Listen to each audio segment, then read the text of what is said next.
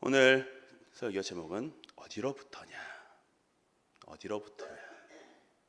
라는 제목으로 함께 은혜를 받고자 합니다. 그리스도께서 빌라도의 관정에서 재판을 받으십니다. 저 유대인의 무리들은 소리를 칩니다. 저 사람을 십자가에 못 박으소서. 빌라도는 아마 굉장히 이 사람들이 괘씸했을 것입니다. 안 그래도 유월절이라는 큰 명절을 맞아서 어느 때보다 예루살렘에는 사람들이 많았습니다. 그래서 소규모 로마 군단을 가지고 예루살렘의 치안을 담당하고 있던 빌라도의 입장에서는 혹시나 로마 통치에 반대하는 밀란이 일어날까 봐 굉장히 예민해 있던 시기였습니다. 그런데 대규모 무리들이 갑자기 새벽부터 로마 총독의 관정에 닥쳐서 한 사람을 죽여달라고 하니 기가 찰 노릇이었습니다. 제가 재판관이었다면 재판의 판단은 저에게 달린 일이니 이 난리를 일으키는 사람들을 어떻게든 진압하고 싶었을 것입니다. 그러나 말씀드렸다시피 그 어느 때보다 많은 사람들이 예루살렘에 모여 있었습니다. 그리고 이 난리의 주동자들은 다 제사장과 유대 지도자들, 종교 지도자들, 이런 사람들이었습니다. 그래서 이 사람들을 괜히 겁박하거나 가두거나 벌 주었다가는 큰 난리가 벌어질 것이 너무나도 뻔해 보였습니다. 재판을 요구하는 입장에서는 대로마 총독이 그깟 식민지 청년 하나 죽이는 그 판단을 하는 것에 큰 의미가 있겠냐 생각할지 모르겠습니다.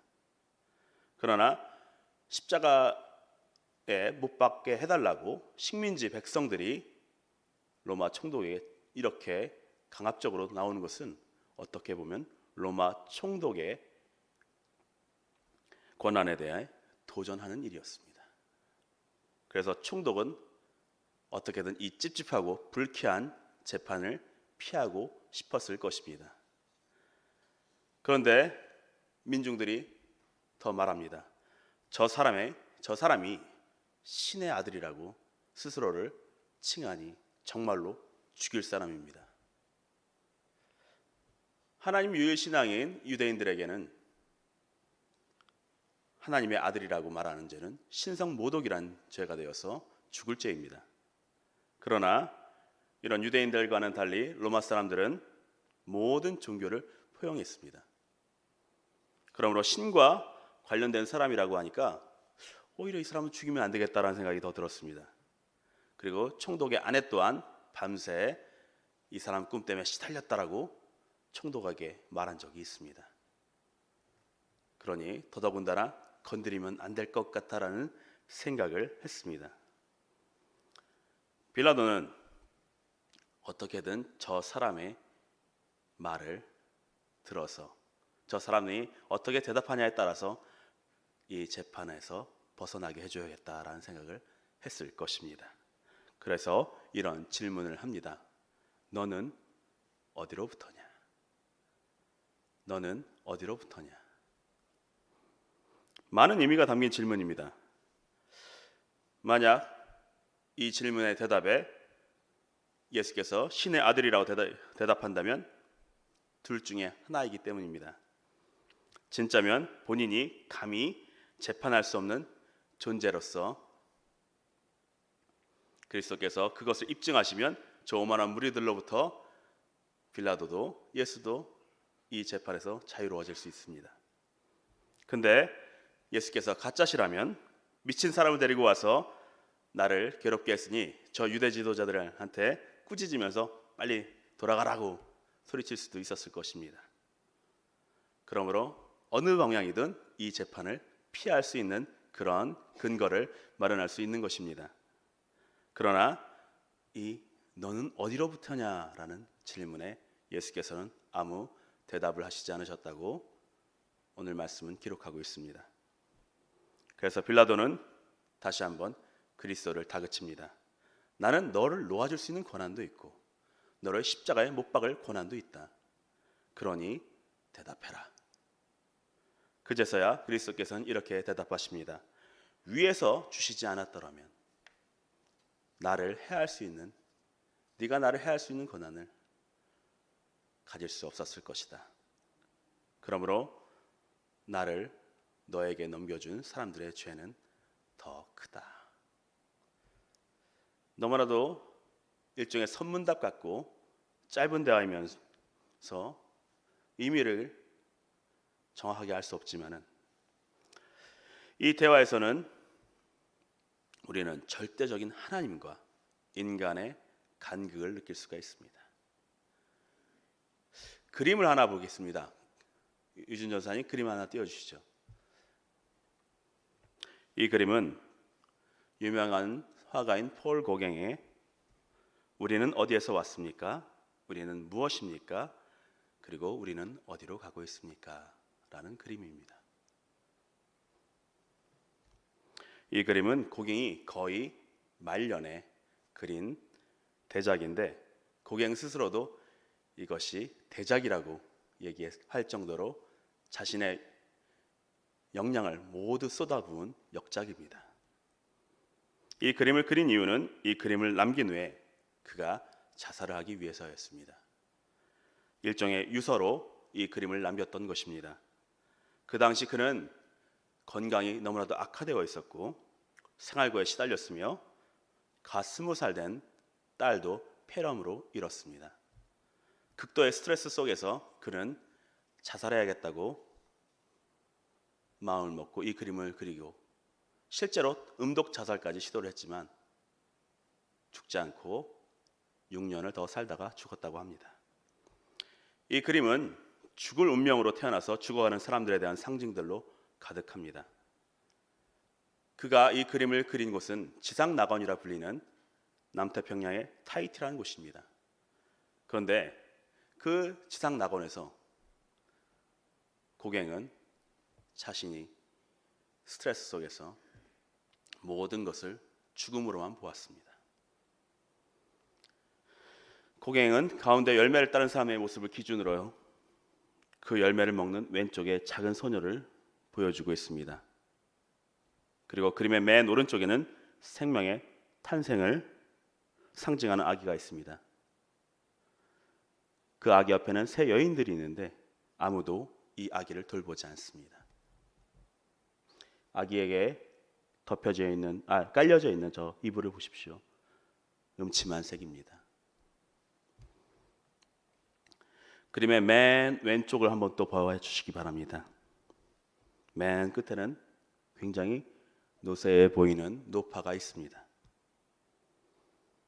그리고 그 옆에 노파 옆에는 굉장히 젊은 여인이 있는데 노파에 비해서 굉장히 젊어 보이지만 이 사람은 아마 고갱의 그 20살 된 죽은 딸로 추정이 된다고 합니다. 많은 사람들은 우리가 어디에서 왔는가라는 그 제목에 해당하는 부분을 저 오른쪽 부분으로 생각합니다. 그래서 저 생명력이 없는 아기의 탄생, 이것이 우리가 어디에서 왔는지를 보여주고 있다고 하고요. 저 열매를 따는 사람, 바로 선악과를 따는 아담과 하와의 모습이겠죠. 저것이 우리가 누구인지를 보여준다고 합니다. 그리고 맨 왼쪽에 있는 사람, 저렇게 노쇠해서 죽어가는, 또 병을 얻어서 죽어가는 사람들, 그것이 우리가 어디로 가고 있는지를 상징한다고 합니다. 탄생부터 죽을 운명으로 태어나 저 아담과 하와처럼 하나님을 거슬러 선악과를 따먹기를 주저하지 않는 죽음을 향해 달려가는 사람들, 그리고 저렇게 실제적으로 노화가 일어나거나 병을 얻으면 죽을 수밖에 없는 그런 운명이 바로 사람이란 존재입니다. 이렇게 자신의 근원도 살아가는 이유도 그리고 어디로 가는지 모르는 인생이 그 인생을 만드신 하나님께 감히 당신의 존재가 무엇이냐고, 어디서부터 왔냐고 여쭙고 있는 것입니다. 사랑하는 대학교의 여러분, 주님의 고난을 묵상하는 이 특별 새벽 기도 기간 중에 다시 한번 여러분 스스로에게 질문해 보시길 원합니다. 그리고 기도 시간에 하나님께 여쭤보길 원합니다. 나는 어디에서 왔는가? 나는 누구인가? 나는 어디로 가고 있는가? 오늘 빌라도에게 벗어나지 않으시고 우리가 가야 할 죽음의 길로 대신 가신 우리 주 예수 그리스도께서 없으셨다면 우리는 죽을 수밖에 없는 운명입니다. 또한 빌라도에게 예수 그리스도를 넘겨준 자의 죄가 더 크다고 하셨는데 빌라도에게 그리스도를 넘겨준 이가 바로 나 자신이라는 것을 기억하시길 원합니다.